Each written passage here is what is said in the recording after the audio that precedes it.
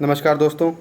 आज से हम आपके लिए एक नया सेगमेंट शुरू कर रहे हैं गवर्नमेंट स्कीम्स का, जिसमें आज पहली स्कीम आयुष्मान भारत एक्सप्लेन की गई है। Hope these videos will benefit you. हम जल्द ही और भी सब्जेक्ट शुरू करेंगे, आप हमारे साथ बने रहिए। नमस्कार दोस्तों, आज हम भारत सरकार की एक स्वास्थ्य संबंधित योजना आयुष्मान भारत के बारे में चर्चा करने जा रहे हैं।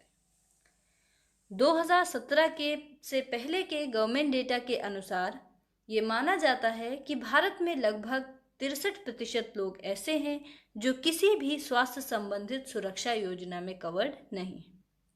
इसके साथ ही लगभग 5.5 करोड़ लोग ऐसे हैं जो out of pocket health expenditure की वजह से गरीबी की चपेट में आ चुके हैं। यहाँ पर out of pocket health expenditure का मतलब अपनी जेब से स्वास्थ्य सुविधाओं पर किया गया खर्च है। यह भी माना जाता है कि ये out of pocket health expenditure Bharat में गरीबी फैलाने के कई प्रमुख कारणों में से एक है। इन्हीं समस्याओं का समाधान करने हेतु और सस्टेनेबल डेवलपमेंट गोल्स को अचीव करने हेतु भारत सरकार ने एक path breaking scheme Ayushman Bharat launch की। जैसा कि हम सभी जानते हैं कि भारत में कई sector wise health care schemes हैं, कई state wise health care schemes हैं और नेशनल लेवल पर भी कई हेल्थ केयर स्कीम्स हैं।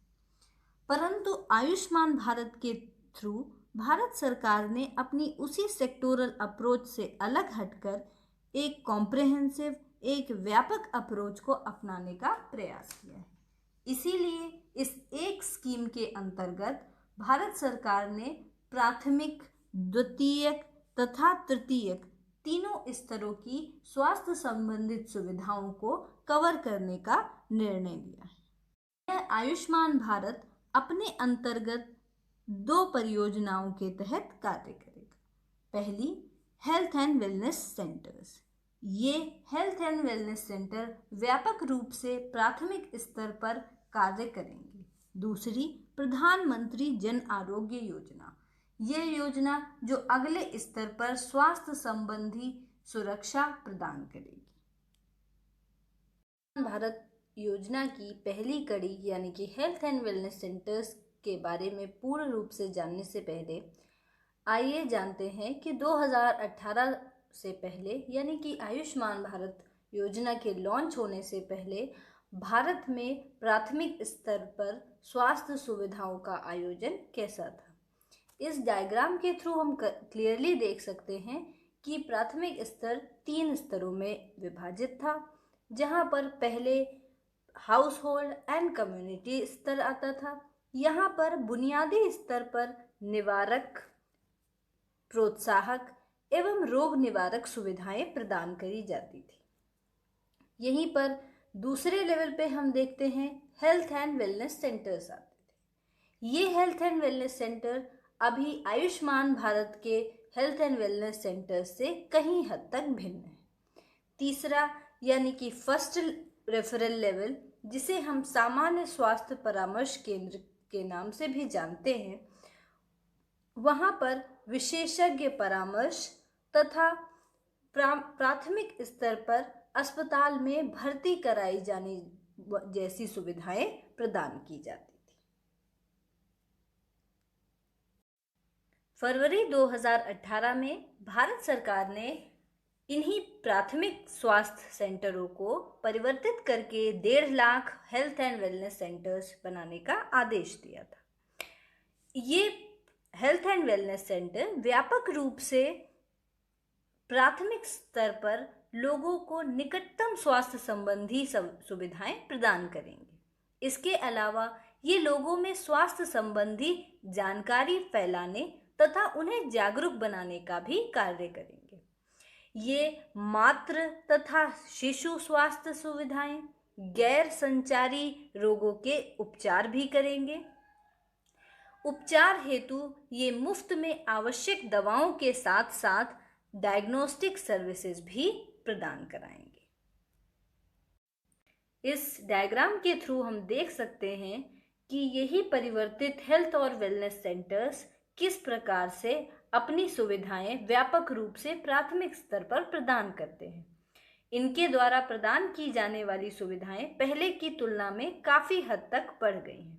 अब ये टेली हेल्थ सर्विस भी प्रदान करते हैं और ये नई स्वास्थ्य सुविधाओं के संबंध में जानकारी प्रदान करते हैं और लोगों को जागरूक बनाने में भी अपनी अहम भूमिका निभा रहे हैं। प्राथमिक स्तर पर हेल्थ एवं वेलनेस सेंटर्स के द्वारा व्यापक रूप से स्वास्थ्य संबंधित सुविधाएं प्रदान करने के साथ साथ आयुष्मान भारत अपनी द्वितीय कंपोनेंट यानी कि प्रधानमंत्री जन आरोग्य योजना द्वारा द्वितीय एवं तृतीय स्तर पर स्वास्थ्य सुरक्षा प्रदान करता है। यह योजना सितंबर 2018 में भारत सरकार द्वारा रांची, झारखंड में श्री नरेंद्र मोदी जी द्वारा लॉन्च की गई थी। यह विश्व की सबसे बड़ी स्वास्थ्य सुरक्षा योजना मानी जाती है। इसके अंतर्गत परिवारों को 5 लाख रुपए प्रति वर्ष का स्वास्थ्य सुरक्षा, द्वितीय एवं तृतीय स्तर की स्वास्थ्य सुविधाओं को प्राप्त करने के लिए मिलता है। इसके अंतर्गत लगभग 11 करोड़ परिवारों को इंक्लूड किया गया है, जो भारत की लगभग 40% जनसंख्या को कवर करते हैं। इसके अंतर्गत सुरक्षित परिवारों का आकलन SECC डेटा 2011 के अनुसार किया गया है। याद रखिएगा दोस्तों, SECC 2011 के आधार पर किया गया है और यह डेटा शहरों और गांवों दोनों के लिए माना जाता है। यह प्रधानमंत्री जन आरोग्य योजना पहले से उपस्थित नेशनल हेल्थ प्रोटेक्शन स्कीम का बदला हुआ रूप है तथा इसमें एक पहले से उपस्थित स्कीम राष्ट्रीय स्वास्थ्य बीमा योजना को भी समाहित किया गया है। इसीलिए वह परिवार जो राष्ट्रीय स्वास्थ्य बीमा योजना के तहत कवर होते हैं परंतु SECC डेटा के अनुसार प्रधानमंत्री जन आरोग्य योजना में नहीं आते को भी इस प्रधानमंत्री जन आरोग्य योजना में समाहित किया गया है। यह योजना फुली गवर्नमेंट फंडेड है, यानी कि इसका पूरा खर्च सरकार उठाएगी और इस खर्च को केंद्र एवं राज्य सरकार दोनों आपस में विभाजित करेंगे। आइए अब हम प्रधानमंत्री जन आरोग्य योजना के की फीचर्स देखते हैं। जैसा कि हमने पिछली स्लाइड में भी देखा था कि यह विश्व की सबसे बड़ी हेल्थ एश्योरेंस यानी कि स्वास्थ्य सुरक्षा योजना है। इस योजना के अंतर्गत प्रत्येक परिवार को 5 लाख रुपए की स्वास्थ्य सुरक्षा प्रदान की जाएगी और इसमें लगभग 11 करोड़ गरीब परिवारों को इंक्लूड किया गया है, यानी कि लगभग 50 करोड़ बेनिफिशियरीज इसमें इंक्लूडेड है। इस योजना के तहत हमें डायरेक्टली स्वास्थ्य संबंधित सुविधाएं प्रदान की जाएंगी, यानी कि गवर्नमेंट हमें directly cashless access to health care provide करेगी। इसका मतलब यह है कि सरकार पैसा डायरेक्ट सुविधा देने वाले को प्रदान करेगी, ना कि सुविधा उठाने वाले को। और इस कैशलेस सुविधा को प्रदान करने में भारत सरकार की मदद नीति आयोग कर रहा है। इस योजना के तहत हमें कैटास्ट्रॉफिक एक्सपेंडिचर यानी कि अचानक से आए हुए स्वास्थ्य संबंधित खर्चों में भी मदद मिलेगी।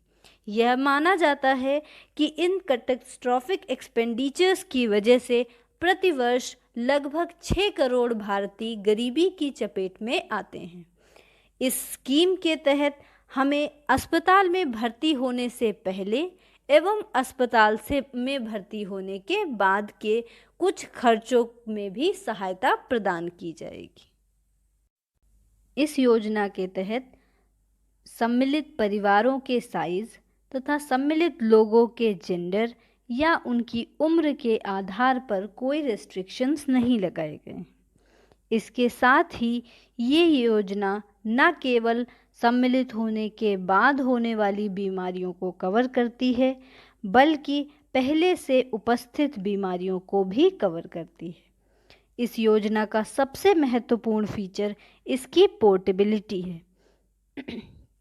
इसकी पोर्टेबिलिटी के कारण कोई भी व्यक्ति जो इस योजना के अंतर्गत कवर्ड है, वो भारत के किसी भी हिस्से में अपना इलाज करवा सकता है। वो यह इलाज पब्लिक और प्राइवेट दोनों हॉस्पिटल्स में करा सकता है। इस योजना के अंतर्गत लगभग 1400 तरह की स्वास्थ्य संबंधी सुविधाओं को कवर किया गया है, जिसमें सर्जन चार्जेस, ओटी एवं आईसीयू चार्जेस भी इंक्लूडेड हैं। इस योजना में पब्लिक हॉस्पिटल्स को प्राइवेट हॉस्पिटल्स के बराबर पेमेंट देने का भी प्रोविज़न है। इसका मतलब यह है कि एक सुविधा के लिए सरकार जो पैसा एक प्राइवेट हॉस्पिटल को प्रोवाइड करेगी, वही पैसा पब्लिक हॉस्पिटल्स को भी दिया जाएगा। आयुष्मान भारत योजना के बारे में जानने के बाद आइए देखते हैं कि इसके आधार पर हमारे प्रीलिम्स एग्जाम्स में कैसे सवाल पूछे जा सकते हैं। तो आइए देखते हैं प्रीलिम्स टूल किट।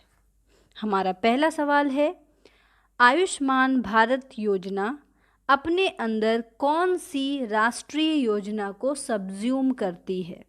पहला, राष्ट्रीय स्वास्थ्य बीमा योजना, दूसरा सेंट्रल गवर्नमेंट हेल्थ स्कीम। आपके ऑप्शंस हैं only 1, only 2, both 1 and 2, none.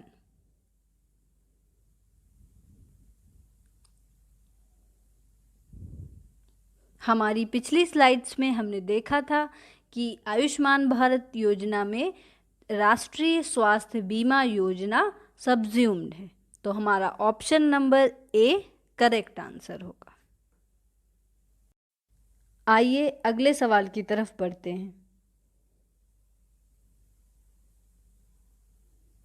अगला सवाल है, भारत सरकार ने कैशलेस प्रोसेस के लिए किस एंटिटी को पार्टनर किया है? Option 1 NITI Aayog, 2 NPCI, 3 Paytm, 4 Reliance.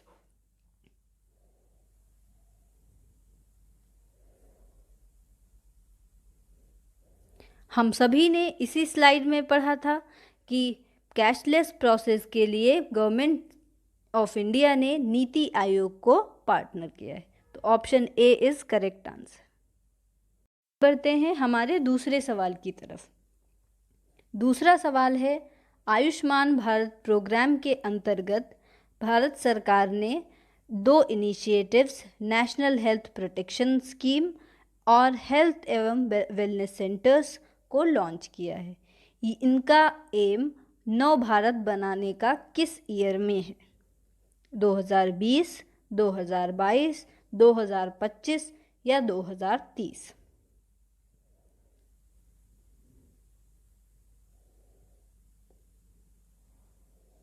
हम सभी ने कई बार न्यूज़ में ये बात सुनी है कि प्रधानमंत्री जी ने नव भारत 2022 तक बनाने की सूचना दी है। आइए हमारा अंतिम सवाल देखते हैं।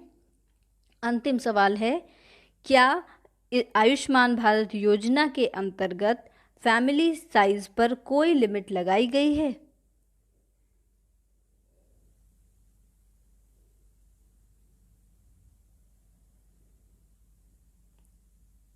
हम सभी ने अपनी पिछली स्लाइड्स में पढ़ा था कि इसमें फैमिली के साइज, एज और जेंडर के बेसिस पर कोई रेस्ट्रिक्शंस नहीं लगाए गए हैं, इसलिए option D is the correct answer.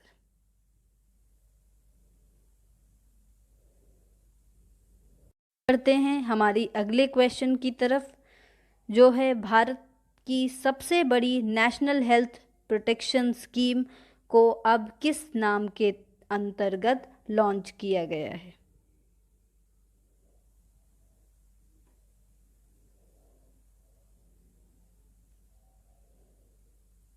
हम सभी जानते हैं कि ये स्कीम आयुष्मान भारत के नाम से लॉन्च की गई है।